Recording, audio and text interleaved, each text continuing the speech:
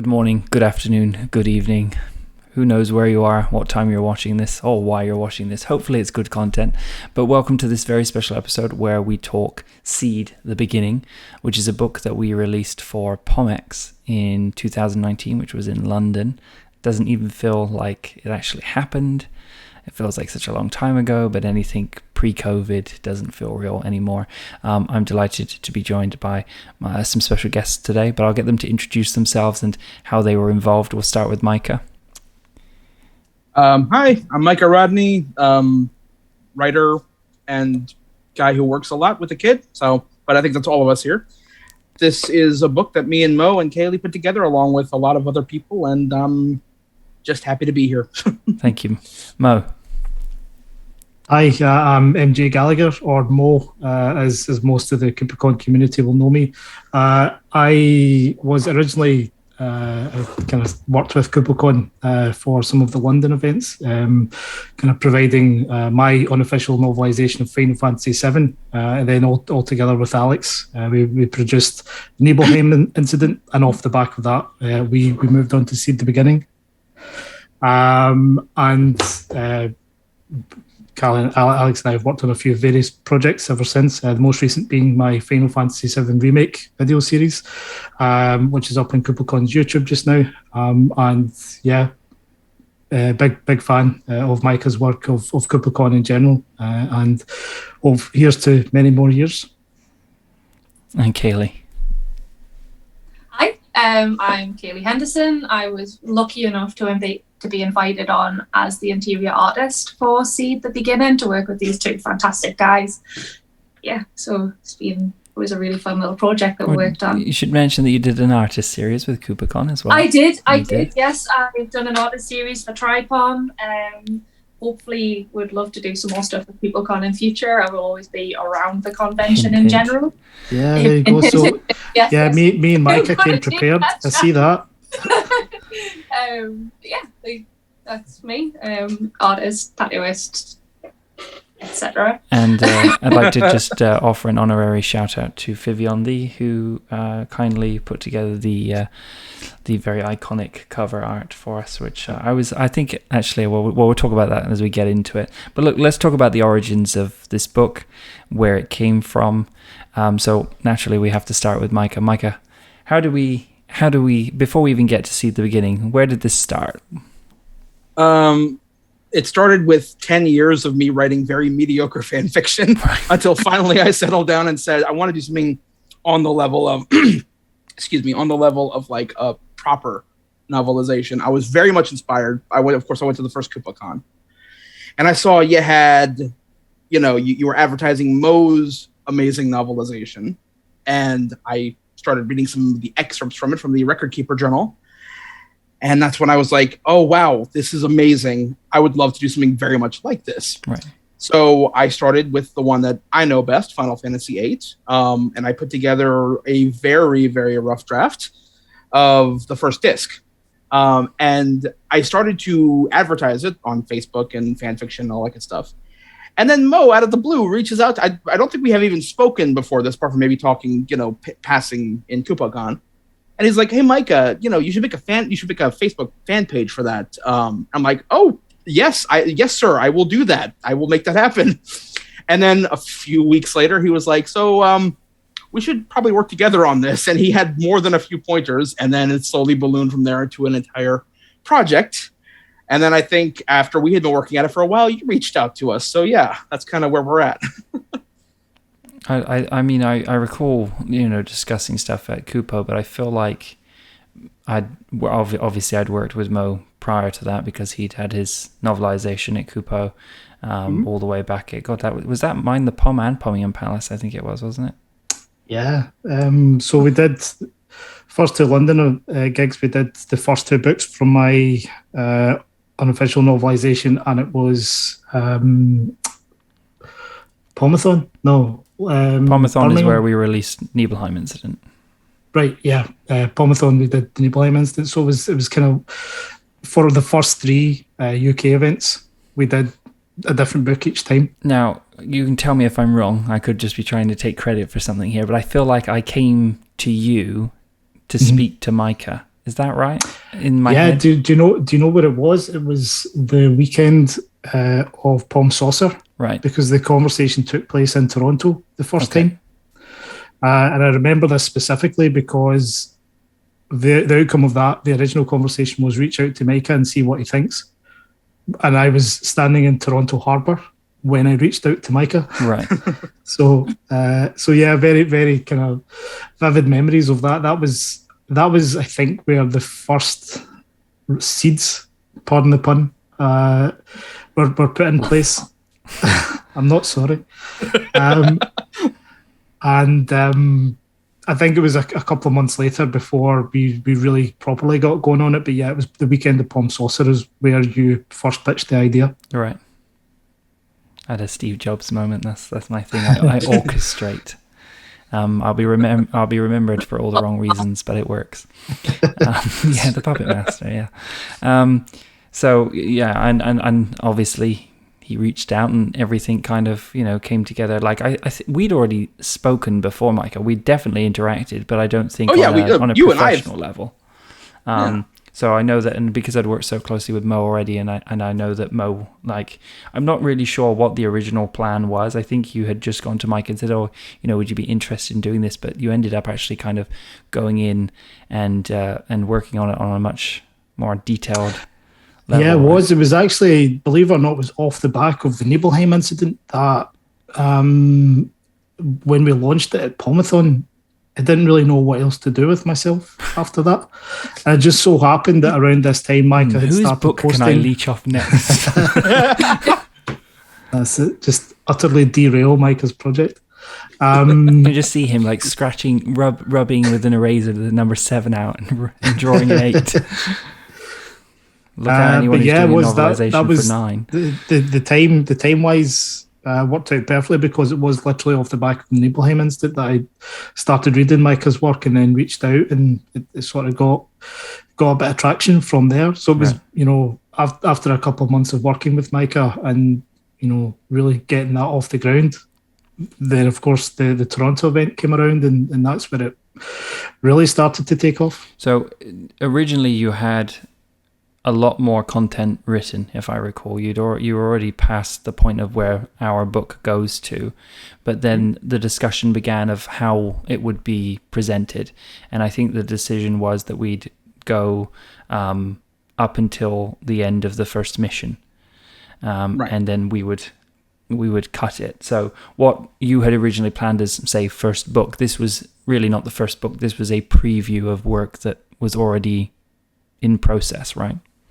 Mm-hmm. A preview novella, I think, was the term we used for it. Yeah. And the idea was simply that, I mean, as I said, it was a very rough draft of the first book, and we knew with the time frame we were looking at, the first book wasn't going to get done by then. We're talking the entire first disc worth of content, something in the neighborhood of like 100,000, 150,000 words. Yeah. So I think you made the right decision of just paring it down to this lovely, concise work here. Yeah, it's a nice introduction. Exactly. Yeah, we kind of felt that with regards to the SeeD exam, it could have its own story arc, which is sort of what we aimed for with the book, that as much as it was a preview of kind of the rest of the story, it could be fairly self-contained, the way that we did with the Nibelheim incident. So yeah, that was kind of the thought process behind it. Now, you'd worked with AJ and with Krim on the Nibelheim incident, and very unique styles of artwork, but probably to avoid it seeming like another carbon copy project, you approached Kayley. Now, Kayley had already worked with us by that point. I think the artist series had already been done by that point. Surely, I think it had been. I don't think it'd been launched. I remember probably drawn. I think it had been drawn. Yeah. I think discussed it. Yeah, I feel like feel like we may have already hired you for the artwork, but we hadn't released it yet. Maybe that's what it was. Mm-hmm. But anyway, the discussion. Tell us about how Kayley became involved. Kayley and I had sort of crossed paths briefly at the earlier UK events, but we hadn't properly interacted. As such, I got to know Kayley through through another KupoCon member, Tony, who Kayley had tattooed. It was to do with this kind of Norse mythology thing, and at that point, I reached out to Kayley, but it was round about the time where we were having the discussion about getting SeeD off the ground and whether or not we would incorporate an artist. And if I remember correctly, Kayley was already working on the artist series, but had kept that a secret. So it was a coincidence that we'd actually reached out to Kayley about this. And I think you kept it a secret as well, Alex. Yeah, we don't usually we don't announce our artists. We never say who we're working with or anything, right? So I feel like that's quite possible. Yeah, I don't tell anyone shit. You know this. Yeah. So yeah, again, pardon the pun, you kept your cards close to your chest. Mm-hmm. Still not sorry, but at that point it was because Kayley and I had started up a conversation. There was already the KupoCon connection there. It just made the most sense in our eyes, and we were just delighted to have Kayley on board because what she brought to the table was just superb. So Kayley, walk us through what you had to provide for the book. What was your directive? So, like Mo said, initially it was I'd worked with which I think you may have forgot. I did an illustration for an article he did initially, and that was how we kind of opened up that dialogue. And then we talked about it, and I was like, I would love to do more stuff like this. And that was when he obviously approached us about the SeeD book. Oh, was that when you were doing the pieces on the mythology one, and we did the Odin one? Yes. And then that came after. Because we did Odin with Vivian Lee, and then I think you did some of your own stuff. Maybe that's where it came from. It wasn't Odin that I did. Or maybe it was unrelated. I don't know. I can't remember. The artwork you did for me was Odin, Final Fantasy VIII Odin. But it wasn't for KupoCon. It was for an article in a magazine, an online magazine that we did. Was that Final Fantasy forums? Yes. Yeah. In terms of the overall project, I actually came on board quite late into the process. Okay, technically so did all of us, so I wouldn't worry. Yeah, I know it's all on a very tight schedule. But I think it was I want to say about 4 months, and wanted artwork as like a chapter header. Initially it was going to be for every 3 chapters. I think in the end we did a couple more. Just kind of spaced them out. We had a lot of back and forth on which chapters we would do, because there was ones that Mo and Micah wanted to be illustrated. Mm-hmm. There was ones that I was super excited about drawing. I like particular scenes that I got really excited about representing. But then it also needed to be pieced out through the book to flow properly. That was kind of the brief that I worked with. In the end, we kind of pinned it down to the chapters that we did. And initially the illustrations were in colour, but obviously the print was in black and grey, so we had to make adjustments and stuff there. So that was how we got started, and then we just kind of went with sketches, pinned it down from thumbnails, and then developed things further from there. Gotcha. Well, no one can argue that you're enthusiastic, because I remember after you finished the artist series, you're like, I want to do more of this. I got to do that. I got to do this. So I'm sure you were... I'm so sorry. It's fine. It's good to have that. We were blown away. Yeah. We were blown away by how fast you were. We would give you a prompt, and Mo and me would be like, 24 hours later, oh, here it is, and it's perfect, but maybe a few tweaks needed. It's just... Like, I do recall with your artist series, and I'm sure in saying this, that you were the fastest delivery we've ever had. And it wasn't like you'd send like the line out and you'd be like, oh, I'll get these back to you soon. 2 hours later I'd get one, and I was like, oh wow, thanks. And then an hour after that you send me another one. I was like, holy shit. Like, I actually recall saying, don't, take your time, relax, we're not going to print for 3 months. Yeah, I think it was because I was still relatively new to the KupoCon community, and I'd just kind of fallen in love with it. Yeah. And to have that opportunity to kind of do something for you guys was super exciting. Yeah. And I know myself that if I let things sit for too long, I'll just never go back to it, or I'll have to redraw it because, right, gotcha. As any creative, I'm sure would tell you, like, you're constantly trying to improve and trying to push yourself. So sometimes it can be like 2 years and you'll look back at something and be like, I would do it completely differently now. Yeah. And sometimes it can be like 3 months and you would change your approach to it. So I need to kind of have that level of drive when it comes to projects. Yeah.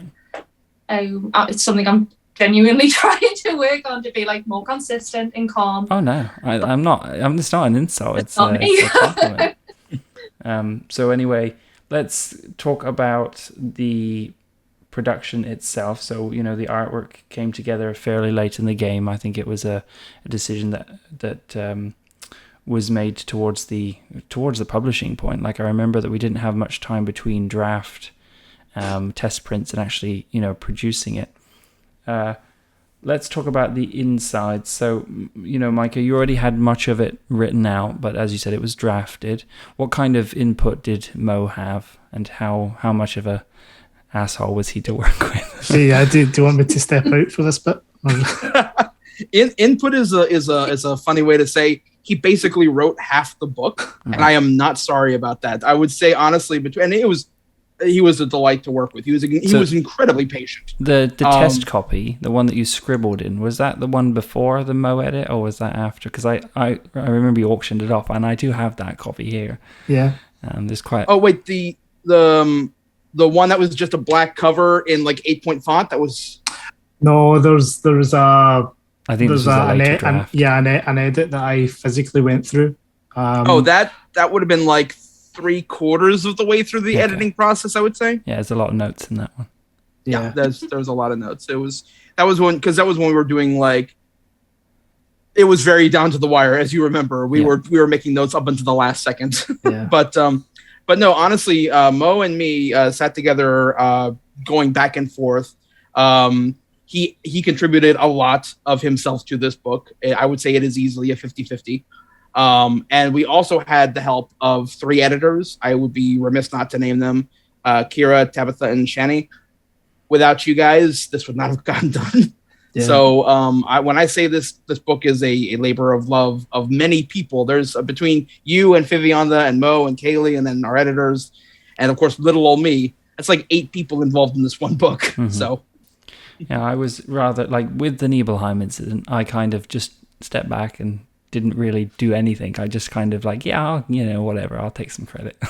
And but with this one, to be fair, I did very little with this one. I put together a front cover, but I was more passionate about the outcome of this one. As you know, I do recall, I don't remember the specifics of it, but I remember a fairly I won't say heated, because it wasn't heated, but persistent call between myself, I think it was Alan, and the 2 of you, and I was like, I had very specific requirements that had to be in the book, or I wasn't going to publish it. Yeah. Oh, as any creative process goes, obviously, that's I think fine. It was, what was it to do with I was really hung up on? I think it was the use of the word school. It was the definition of either school academy. or academy. Military academy, I think. Was the and it just bothered me endlessly, and I was like, and I actually remember, I think I put the ultimatum, like, which is really ballsy. I was like, either change it to school or I just can't print it, and I won. I probably would have caved. You need to know that. I probably would have caved, right. But that doesn't sound like you at all. But do you know what? See, at the end of the day, like, as much as Mike and I were putting it together, you guys were helping to produce it. So it's only fair, as part of the chain of command. Sometimes you just need to. I'm very protective over it. It's very important to me. So I wanted to make sure that whatever we did was almost my vision of what I thought 8 was, right? So the fact that it went to print should be a huge sign of accomplishment on your half, because it means it, got my approval. Thank you. Well, that was, I guess, as much as we're laughing and joking about having, quite a fun conversation, I think Mike and I both recognised at the time that we can't have KupoCon's name on the book and you not be happy with it. Yeah. Right. It's part of the process. Yeah, because it's so common for companies to just stick their logo on something and they've never even read it, Yeah. And that's not because I remember that between myself and Alan, we were reading content ridiculously fast because, like as you said, towards the end we were right to the line. In fact, I think when we went to publish, the final PDF came through to me the day of, and I think, you know, I don't even think we had a time for another test copy after that. We just had to roll with it. And we were kind of going to the event and like, I sure hope they show up on time. Yeah, and I think there was like a week where you weren't certain they were going to. I think it was, so we were pretty good. But I do want to say how much I love the artwork inside. It's fantastic. It really does break up the book really nicely. I'm a huge fan of the cover art too. I don't know why, but I always thought the design of the save points in 8 were just so brilliant, and I just thought that it made such a great front cover. And the reason why I liked it so much is because Jolyn had already done artwork for us for POMX. It was the VIP badge that had Balam Garden on it, and it had the save point just small, but I was like, oh, she can draw that really well, so I wanted to do the recreation. But I think the book turned out fantastic. I'm so pleased. I think so. Do you know what?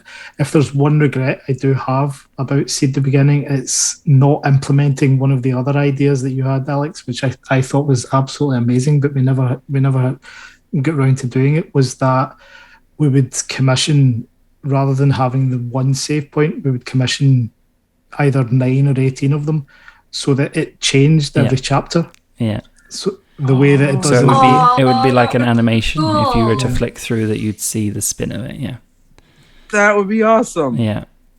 We were going to do different, but and then there was talk of what we could have done is we could have just rotated the image each time to try. But the thing is it didn't really, because only certain parts of it spin, and they spin in, if I recall, like one goes this way and the other one goes that way, right? So it was the two rings kind of like go opposite, so you couldn't do it. I forgot about that. Well, I mean, full of good ideas, what can I say? But I mean, you guys wrote it, but I practically made it, you know. So no, baby. No, but it turned out great. And, you know, it's great to be able to give people the opportunity to be able to grab this, all the information that you need to grab a copy of this book. Originally, this was exclusive to Kupo. We're going to talk about that Kupo experience in just a second. But if you do want to grab yourself a copy of this book, all the information is in the description below. The book is not for sale. We cannot sell it because, obviously, it's not a story that we wrote. Kind of is, but isn't. But the content is protected by many a lawyer. So if you would like to get yourself a free copy of the book, the details are down below. But let's talk about the actual event. So at the time, POMX was the biggest KupoCon we've ever hosted.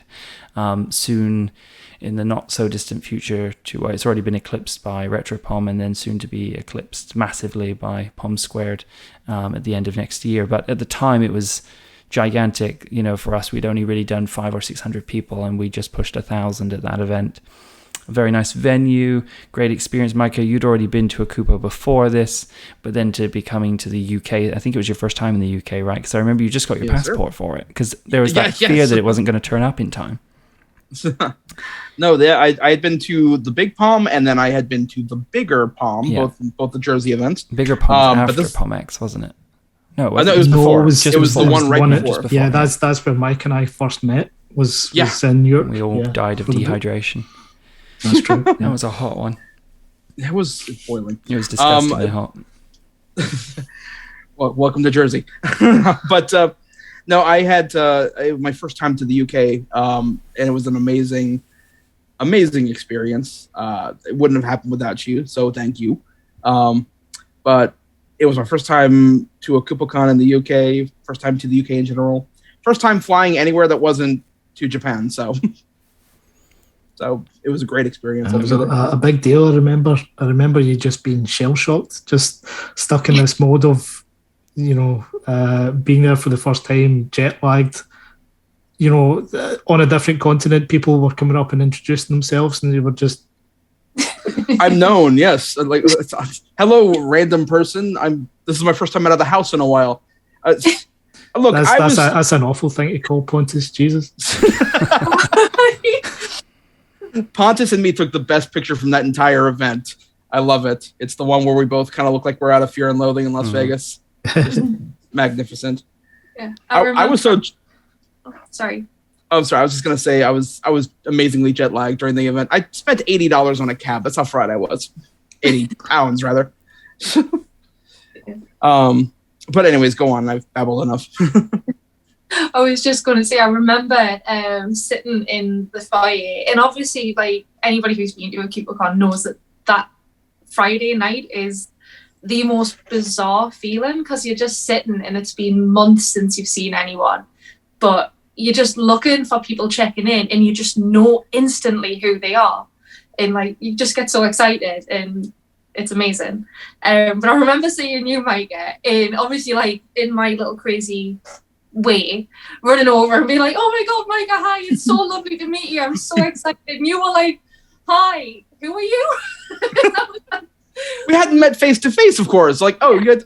But we've been talking every day for about 3 months at least. Yes. I was just like... but then one of the most special moments, I think, was because, Alex, you guys had set up the books at the table the night before and had then invited us in, just the three of us, to actually come and look at the books. And I think that's when it felt real for the first time. It would be the most books we've ever ordered, because before, I think you had ordered the Nibelheim incident, so you taking care of it, I feel like. Or maybe we had, but not to this number, because like this was a serious amount of books. Yeah. I think, yeah, I'd ordered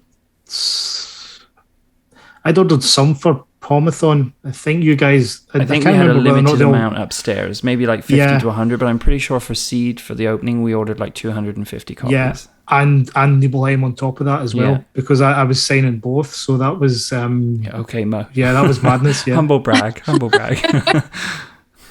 No, I'm an old hand. He'd start his signature on one book, and he'd literally an old hand at that. Yeah. No, it was. I do recall there being stacks of them, and yeah, you guys were floored all day. It was constant signings. Yeah. So, there's some great photographs of the three of you sat at the table there, and I still have my signed copy with all your little notes. I do treasure things. Like there's certain things that end up getting put into storage, but there's certain things that stay on the shelf. But it is really quite phenomenal. Even if you're not overly familiar with 8, maybe you don't know anything about 8 at all, I do think it's a great book just as a standalone. I don't think you need to know anything. I think you can comfortably read it. It's not like some fan fiction where if you don't know the story, you're just kind of lost. It's totally its own thing. So I would encourage everybody to go and check it out. I can't imagine what it would be like to cross the Atlantic and then, well, I can, I guess, cross the Atlantic and have like lots of people coming up to you. I do recall the first time I was at a KupoCon in the UK and someone came up to me and was like, "Oh, you're the guy who organizes KupoCon." I was like, "Oh, shit, this is weird." So to be able to be put in a room with 1,000 people and to have your product pushed out there, that's really cool. Oh yeah. And thank you for making it possible. We are eternally grateful for it. No.